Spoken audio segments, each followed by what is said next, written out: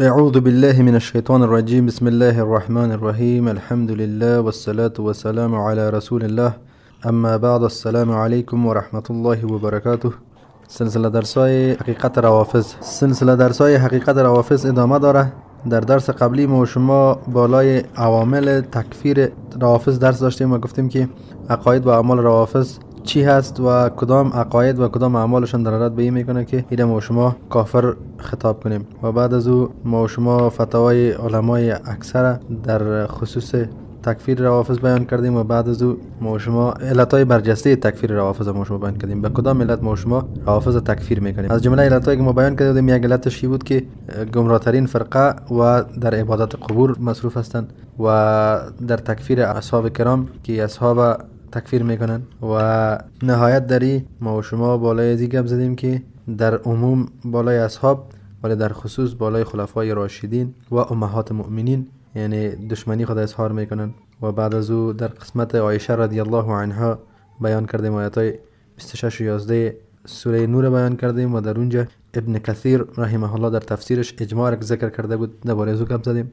و بعد از او در مورد اثنا عشری یا 12 امامی گپ زدیم که آنها تقریبا در کل بالای عقیده هستند که امام ها کنترل بالای عادت و عبادت و حتی درجه الوهیت و ربوبیت را به اونا میتن و نعوذ بالله بعضی اوقات به وصفات الهی صاحب قائل هستند. در این درس ما شما می بالای بعضی مسائل متصل به درس گذشته گپ میزنیم. از اون جمله درس ها یک درسشی است که ما شما میخوایم بعضی کسا جواب بگوییم شبهاتش که میخواین روافض را از تکفیر دور نگه دارن. عنوان درس ماست روافض از دیدگاه مدعیان جهاد، کسایی که خود را داعی جهاد میدانن.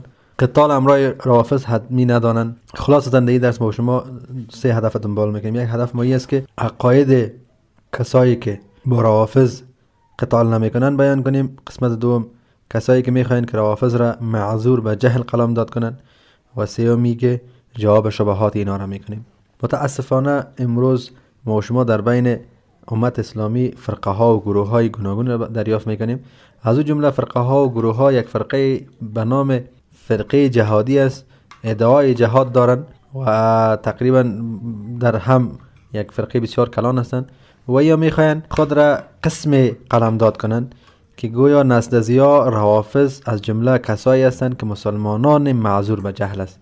یعنی روافض مسلمان ها هستن و با وجود اینکه مسلمان هستن عملیات کفری از پیششان واقع میشه، اینا کفر میکنن ولی در کفرشان معذور به جهلن.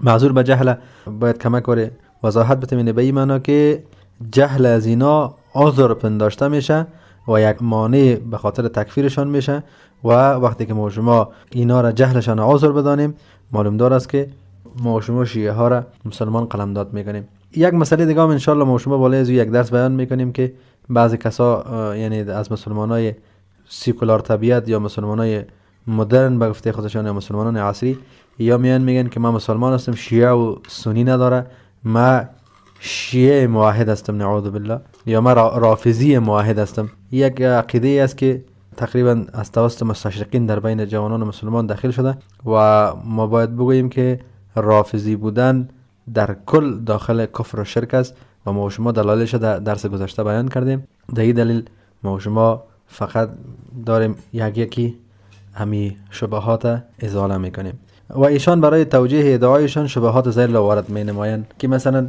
یکی از شبهاتی که اینا وارد میکنن این است که میگوین که روافض معذور به جهلن. یعنی این مدعیان جهاد این دلایل را سپر قرار میدهند تا روافض تکفیر نشوند و موحدین علیهشان جنگ نکنند. اگر مجاهدین روافض را قتل میکنند یا توسط متربم ها بالای آنها عملیات استشهادی را انجام میدهند، چه در عراق و چه در شام و چه در خراسان و چه در سایر مناطق، در هر جایی که روافض وجود دارند.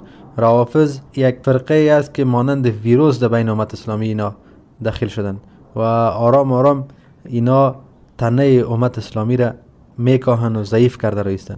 در هر منطقه‌ای که بالا از اینا حمله میشه قتل میشن و توسط مجاهدین بالا از عملیات های استشهادی انجام پیدا میکنه، چه در عراق باشه و در شام در خراسان. ما و شما میبینیم که این مجاهد نماها انگشت انتقاد بلند میکنن و میگن که تمام مسلمانان بیگناه را قتل میکنن، یعنی دولت اسلامی را متهم به قتل مسلمانان بیگناه میکنن. و دلیل چی میگن؟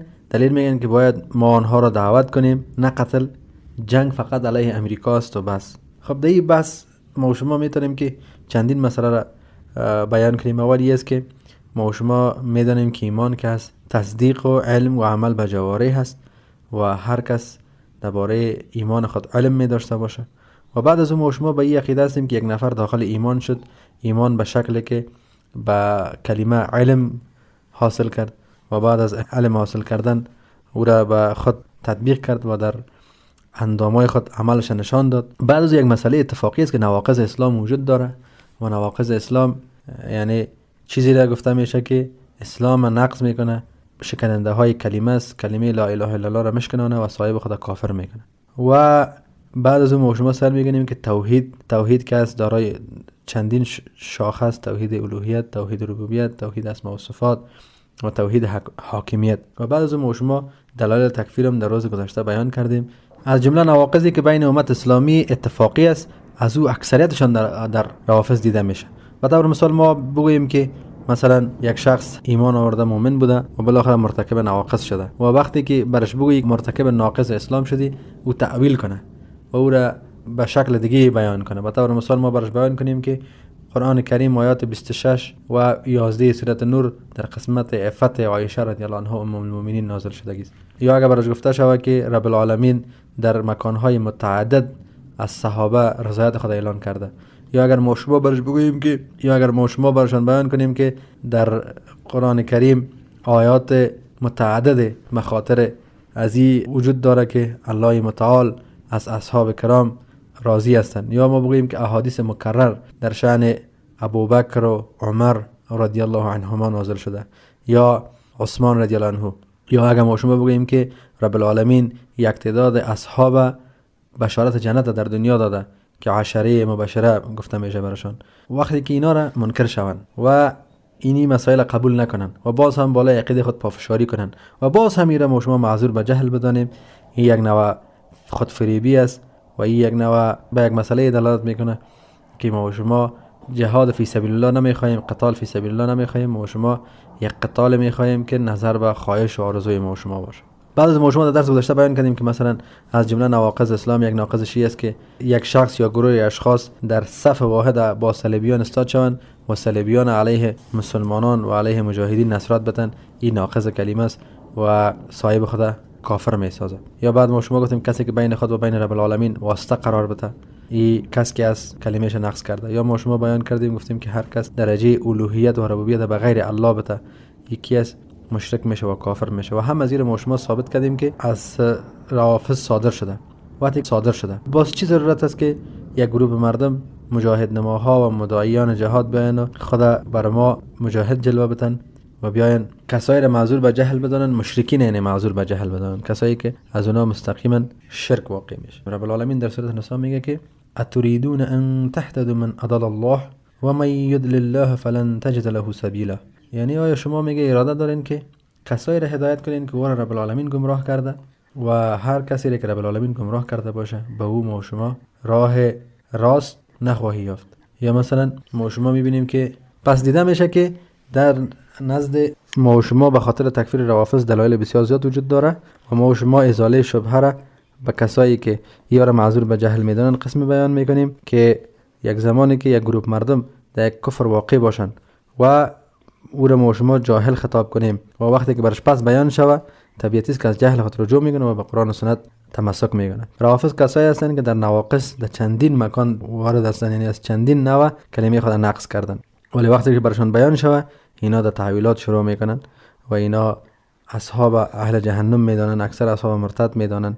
و بعدا در یک قسمت شاید بیان کنیم در درسای خود که اینا بعض کلمات هایی که یعنی حتی ما از بیانش میشرمیم، یعنی شرم میکنیم که مثلا را بیان کنیم، از پیش روافضی مسئله بیان شده. خب بیایم که چگونه مسائل را پیش ببریم و به این شبهه بیشتر جواب داده بتونیم. اگر قرار بر این باشد که ما عوام شیعه را به جهل معذور بدانیم، پس در خصوص لعن اصحاب مانند عمر رضی الله عنه، ابوبکر رضی الله عنه، علما و پیروانشان هر دو معذورن. یعنی ما عقیده فوق بگیریم و عوام شیعه را به جهل معذور بدانیم که یعنی جاهل هستند. قسمت اتفاقی است که در لعن و طعن وارد کردن به شأن اصحاب در خصوص بر عمر و ابوبکر رضی الله عنهما ما میبینیم که پیروانشان و علمایشان و اشرافشان کلشان در یک صف قرار دارند. پس ما و شما میگیم که علمای روافض هم به جهل معذورند و چی یک عقیده پوچ و گنده را آوردن و در بین ما و شما سر ما میخواین که را تمویل کنن. شبهه دوم که میبینیم فتاوای شیوع خوراک، یعنی ببینیم که اینمی کسایی که میخواین که در قسمت تکفیر و قتال علیه روافض خن وارد کنن و بخواین که شیعه ها را یعنی شکل از اشکال از قتال دور بدانن و معذور به جهل بدانن، میان فتوای علمای را میگیرن که این علما شیعه ها را به دو قسم تقسیم میکردن، یکی روافض و یکی شیعه. و تر علما به عقیده بودن واقعیت هم که یک گروه کسایی هستند که اینا علی رضی الله عنه را نسبت به عمر رضی الله عنه و ابوبکر رضی الله عنه برتر میدانند ولی هنوز هم خلافتشان را قبول دارند و یا که هستند زیدیه ها هستند. به این خاطر ما هم در این قسمت در شروع بیان کردیم که ما فقط یک عقیده را تکفیر میکنیم کدام کسایی که به می عقیده باشن، به عقیده رفض باشن، که ما شما از شروع تا به حال سرش تفصیل داشتیم. و بعد از او اگر بیان کنیم که زیدیه ها امروز هم زیدیه نماندن و در اعمال خود پیروی از کسایی میکنن که در حقیقت اینا یعنی پیرو اصلی روافض هستند و مشغول عبادت قبرها هست. یعنی چنین مردم هم وجود دارن در زیدیه، ولی باز هم ما پافشاری نداریم که قصدن کسایی را که مسلمان باشن کافر خطاب بکنیم و نه دیگه گپ ما بسیار زیاد یعنی حریص هستیم، بلکه ما میگیم که یک گروه مردمی که به عقیده رافض به عقیده رفض باشن اون را ما تکفیر میکنیم و پیش ما به تکفیرشون دلیل است و عقیده ماست که هر کسی را رسول الله صلی الله علیه و سلم، یعنی هر کی را که الله عزوجل و رسول الله صلی الله علیه و سلم تکفیر کرده باشه تکفیر میکنیم و نزد ما به خاطر تکفیر دلیل وجود داره. یعنی تو نیست که ما بدون دلیل کسی را تکفیر کرده باشیم یا چنین یک عقیده داشته باشیم. استغفر الله و اتوب الیه. ولی هنوز ما به می عقیده هستیم که ما گروه بندی قائل هستیم در بین روافض، اگرچه که ما فعلا بیان کردن میتونیم که زیدیه هم زیدیه نمانده و در اکثر کل زیاد در یک عقیده هستند، ولی باز هم ما و شما میتونیم بگوییم که درست است در شروع ما تقسیم بندی کردیم و حالی هم تقسیم بندی قائل هستیم و هر گاهی که ما حکم تکفیر میکنیم بالای عقیده حکم تکفیر میکنیم که دلایلش روز گذشته ما شما بیان کردیم. کدام دلایل بیان کردیم؟ دلایل عبادت قبور بیان کردیم، تکفیر کردن اصحاب بیان کردیم، لعن و نفرین کردن اصحاب بیان کردیم، مثلا ما شما جبهه گرفتن در مقابل اصحاب بیان کردیم، مثلا به عقیدهشان نسبت به عایشه رضی الله عنها بیان کردیم و همچنان درباره 12 امامی ها بیان کردیم که امامای خود معصوم میدونن از کبایر و صغایر، اونا رو درجه الوهیت و ربوبیت میدن. هر کس به این عقیده باشه عقیدهش کفری است و قتال علیهش واجب است.